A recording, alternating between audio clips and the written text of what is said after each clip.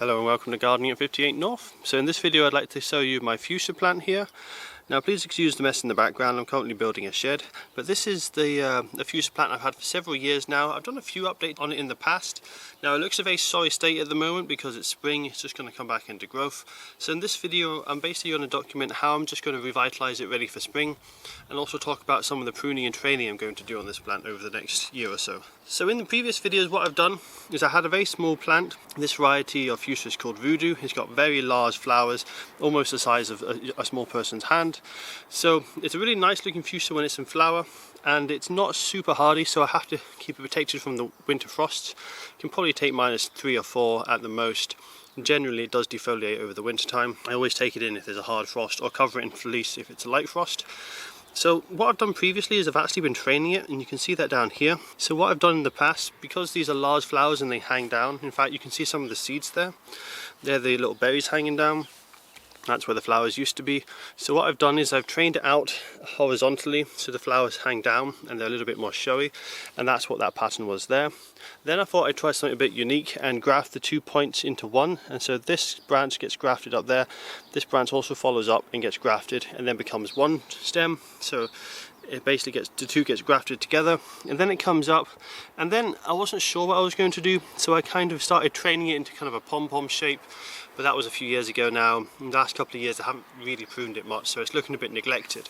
So what I think I'm going to do is I'm going to extend it sideways again, a bit like what I did on the lower down section here. I like to get some more horizontal growth. It's a very two-dimensional plant. I can rotate it and show you what I mean. As you can see from the side profile, there's very little to it. I grow this flat against the wall normally, which is why it's a rather two-dimensional plant, and I think I'll continue with that growing style. So what I'm going to do in this video is I'm going to repot it. It's been in that same pot probably for about 5 years. It desperately needs a bigger pot. It'll do much better with a larger pot, so it's going to get the extra space that it needs. But I'm also going to think about training it in a bit better, into a better shape. So I'm going to cut off a lot of these side branches that are coming off, get it back to the main structure, give it a hard prune at the top. That will encourage it to put on some strong new growth. And then what I need to do in summer, when the strong new growth comes out, I need to train it into the new shape that I'm looking for. So I'll go ahead now and get the compost ready, and I'll start off by pruning this and then repotting it.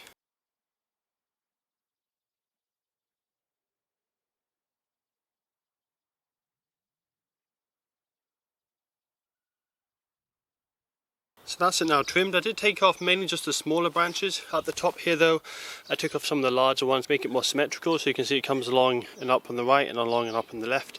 What I'll do is I'll try and train them further out. The top one I'll grow taller, and if the ones lower down grow fast enough, I will train them out wider as well. The problem is plants will always grow fastest at the highest point, so the lower down branches might be a bit harder to encourage more growth. So this is the new pot I'm going for.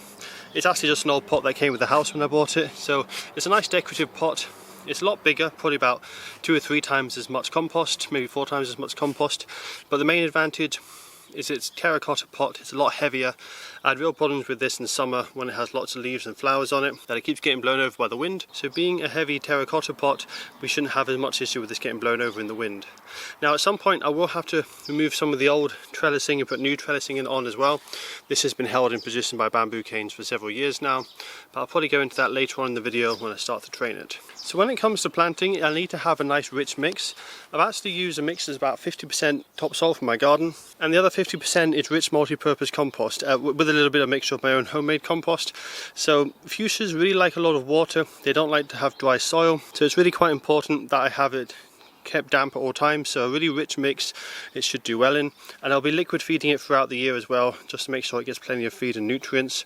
I'll probably be giving it a tomato feed to encourage the flowering. This year though, because I'm wanting to train in more of the branches, I might give it more of a balanced mix, or maybe a high nitrogen mix, just to encourage more leaf growth and more branching growth instead of just flowering, so that I can get a bigger structure.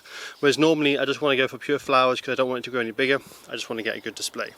So what I'll do now is I go ahead and pot this up. I'll also check the root system. This quite often, most years, it suffers from vine weevil, which is small white larvae that eat away the roots, so I need to check that there isn't any of that in there. I also need to take off a few of the weeds, and also have a look at the compost. If it looks quite old and a lot of the roots have rotted off, I will remove quite a lot of the original root ball to make more space for the new compost. So looking at the roots, there's not a huge amount of roots at the moment. There's quite a bit towards the bottom, but generally it's a little bit sparse. The soil is also looking quite good, so I don't need to worry too much about taking a lot of this old soil away. But it's not looking too healthy. That might be because it's winter.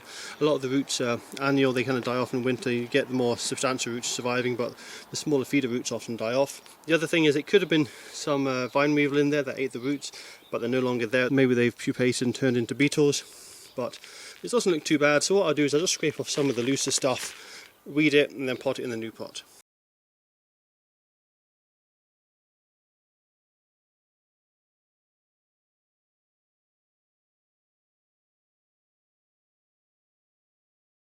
So that's the fuchsia now planted up into its new pot. It still doesn't look great because, as I say, there's not really any leaves on it at the moment, but it should look a lot nicer once the leaves come out and we've got the nice decoration on the pot. So what I'll be doing now is I'll be giving this a good watering. I'll leave it in a sheltered position, probably somewhere quite sunny and away from the worst of the frosts. It should start sprouting quite soon. I'll also take off 1 or 2 of the berries that are still on there. I don't want any of the energy going to the berries. I want it going into new roots and new leaves. I'll also give it a high nitrogen feed just to kickstart it into growth. High nitrogen feeds are quite good if you want to really get the plant growing early.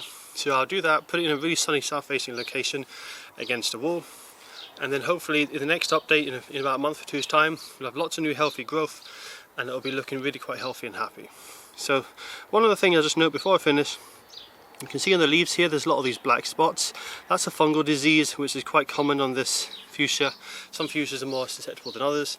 I will be removing all of these leaves before I put it in its final position because I don't want the fungus from the old leaves to infect the newer leaves. Luckily for me, this is only really an issue in winter when it's cold and dark and really damp, so it shouldn't be a problem going forward into spring, but I like to remove it just to reduce the chance of it coming back. So that's all for this part of the video. I'll see you guys in a few months at the end of the video where it'll be coming into growth and we'll see how lush it should look by then. So it's now a few weeks later and as you can see the fuchsia's done really well. What's basically happened is it's put its roots into the new soil. It's got all the extra nutrients and all the extra space for its roots to grow, and so it's put on a huge amount of top growth. Now it's looking a little bit wilted at the moment. That's because it was very sunny this morning and I let it dry out a bit too much. But apart from that slight wilting, it's looking really good at the moment, and that will pick up within the next few minutes probably as I've just watered it. But as you can see, loads of growth, quite a lot of flowers as well. Even though at this stage I'm trying to get it to a larger plant, I'm not really encouraging flowers. I'm giving it a very high nitrogen feed, which has encouraged lots of new shoots and lots of leaves, but it's still flowering quite well anyway. And once I do get it to that final size, I will then switch to a tomato feed and just encourage lots of flowering. So what I'm going to do now is actually quite a lot of pruning because I'm still trying to get this into its final shape, and because I'm completely changing how it's going to look, I will actually probably take most of these shoots off and prune it back to a basic framework, and then tie in the branches I want to keep with bamboo canes, and then I can start a new framework for the plant and get it to that nice kind of shape that I'm looking for. So what I'm going to do now is turn it around because it's much easier to see the framework of the plant. The reason for that is I've been growing against the wall, so everything's been growing forwards. So on the back you can see the stem structure nicely, whereas on the front here where it's been growing towards us, it's kind of harder to see the actual stem structure because it's covered with flowers and leaves. So that's the plant rotated now, and as you can see it's much more easy to see the stem structure. So what I'm going to do is I'm going to use this position to decide which branches I want to keep and which ones I want to remove, and then I'm going to train it into a new kind of shape, and basically I'm just wanting to get lots of laterals coming out this way. So I'll pick up the camera now and give you a closer look. So as I showed you earlier in the video, basically what I'd done previously is I'd made these weird kind of square shaped branches in the past and then grafted it together here. You can see there's a bit of movement, so I need to tie that in.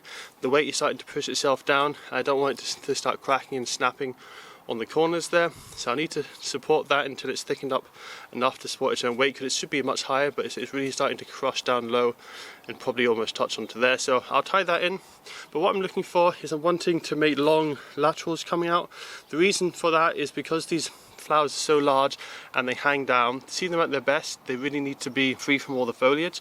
So you can see here where there's no branches beneath, the flowers hang down and they look really nice. Admittedly these flowers have gone over so they don't look so nice, but you can see here, here's an example where these flowers are hanging down, there's nothing really in the way and they just get shown off really well.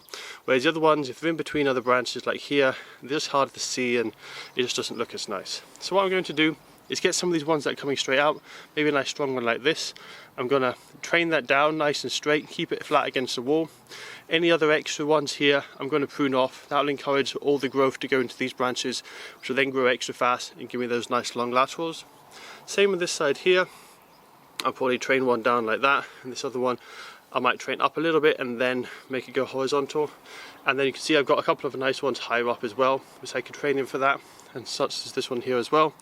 And then I'll probably get at the very top, I'll reduce this down to 1 leader, and I'll just grow that up, and then I'll grow side branches, the side lateral branches off that as it continues to grow in the future. So I'll go ahead now, clear this off. There'll be a lot of pruning to do. I'll probably also take off a lot of the old flowers and the old berries, because what happens is this will put a lot of energy into these berries now if the flowers have been pollinated, and that will reduce the amount of growth it will put into its stems. So I'll go ahead now, clean off all these extra branches. On the other side over here, I'll probably cut back some of this so it doesn't stick too far forward. It'll also clean up the framework a bit easier for me to see what I'm doing, and it'll give more light to the ones at the back here. Because this will be the front, these will be shading out the branches at the back, and it's the branches at the back that I'm going to be wanting to focus all the growth on. So that's the reason I'm going to be cutting off some of the front growth to give more sunlight to the back growth.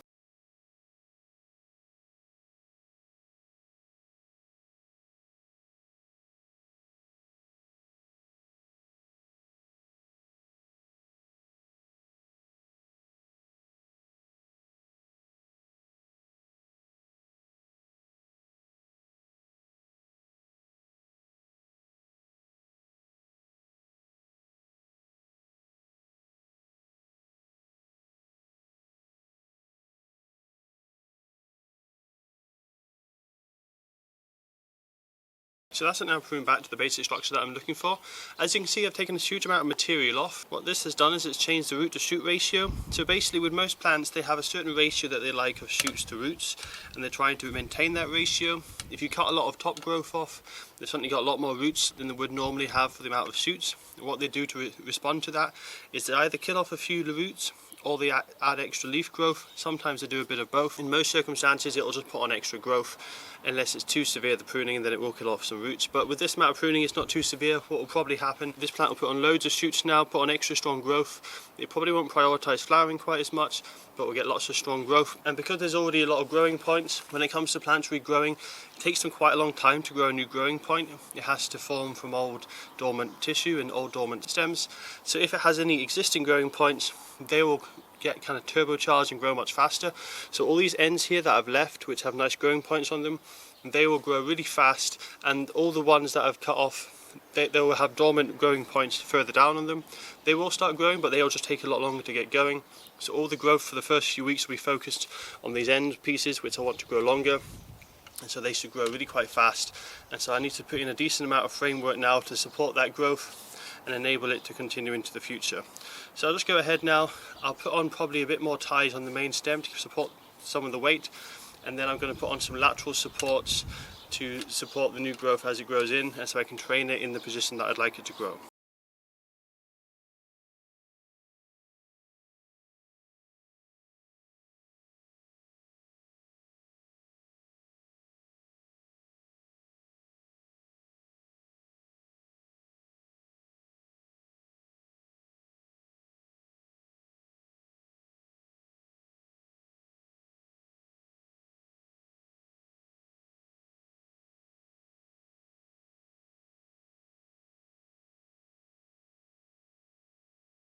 So that's the new branches now trained in. Now I'm not super happy with some of the placement, so this very bottom one here is so close to that higher one there. I'll probably get rid of that, to be honest. That was the first one I put in, and actually looking at it, it's too low down. It's too close to the other one as well, so I'll probably remove that one. But I'm quite happy with the 2 levels at the moment. Now it would be nice if I could get another level lower down, but it is quite hard to encourage plants to grow from the base. You can see there is a few shoots starting at the moment, and with the heavy pruning, they might put on a bit of extra growth. So around about this level, if I can, I will try and train in an extra section. But as I say, it might be a bit difficult, so we'll see how that goes. But certainly I want to try and get a 3rd layer on the top, which should be quite easy to do. You can see I've got this new shoot coming up here, and there's a little side shoot already. So I'll let this grow taller, and then train that in, and I'll have a 3rd layer. These are actually quite big flowers, and they do hang down quite low. So I think I do need probably about almost a foot spacing between each line, just to make sure that we get the space for it to hang down. But otherwise I'll just leave it as that. What I'm going to do now is I'll just let it grow and tie it in as it grows. You might notice on this one on the left hand side I've not been able to tie that in tight. If I tied that in tight it would actually snap, because that branch is a little bit woody at the base still ready, and it was naturally growing upright, and to take it 90 degrees to the side and lay it down flat would probably snap it. So what I'll be doing is I'll be tightening that over time. Hopefully I'll be able to tie that in tighter as time goes on and just get a nice neat progression. Ideally I'd like them all like this one on the lower right hand side here, nice and flat along it. So you can see this one up on the right isn't perfectly flat against it, but in time I'll hopefully be able to tie them in tightly and just tighten them. So that's about it for this part of the video. I'll see you guys in a few weeks time, and we'll see how it's grown, and we'll see if we've got any nice flowers hanging down from the new drainage structure. So it's now a few months later. It's actually towards the end of the growing season. It's now mid-October. As you can see, there's been a decent amount of growth. I just wanted to take you to this part of the garden because this is where I've had this fuchsia plant the whole growing season. So this is the front of my house. It gets a lot of sun here. It gets an awful lot of sunshine, as this is a south-facing wall, or south-east facing, so all morning sun and then midday sun as well until the late afternoon.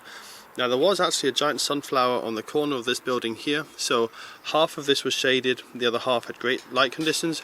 That's why you can see at this section here, this branch suddenly gets very long and leggy with very few leaves. That's because this bit was actually in the shade until just a few weeks ago when a storm brought down the sunflower. So that's why it's all bushy on this side, and then it's really leggy on this side. And another thing that happened is we got a new internet connection put in down here, and when they were putting that in, the installer snapped this branch. So you can see this branch is snapped off. So unfortunately I'll have to retrain that in probably next spring. But you can see it's flowering quite nicely, and it has grown a substantial amount. This bit on the right hand side has reached completely to the end. The one on the left, it probably will reach the end if I had tied it in a bit better, but you can see it's absolutely covered in flowers, so it's looking really good at the moment, and that will just tie in nicely there.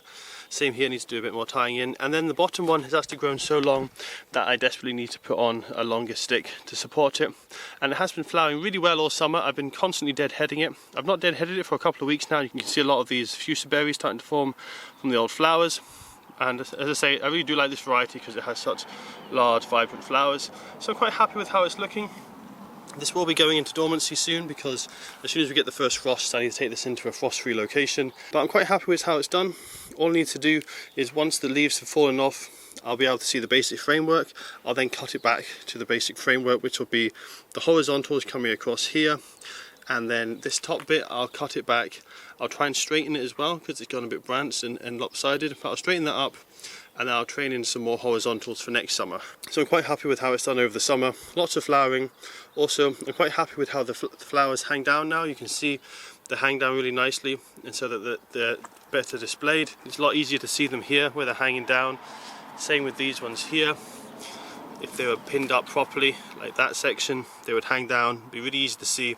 It's much better than if they're growing and they're all kind of bunched together. So quite happy with how the fuchsia's done this year. I'll probably be giving you guys another update next summer, see how it does, but certainly looking a lot better, and I'll keep you updated with the pruning and what I'm going to be doing as the years go on.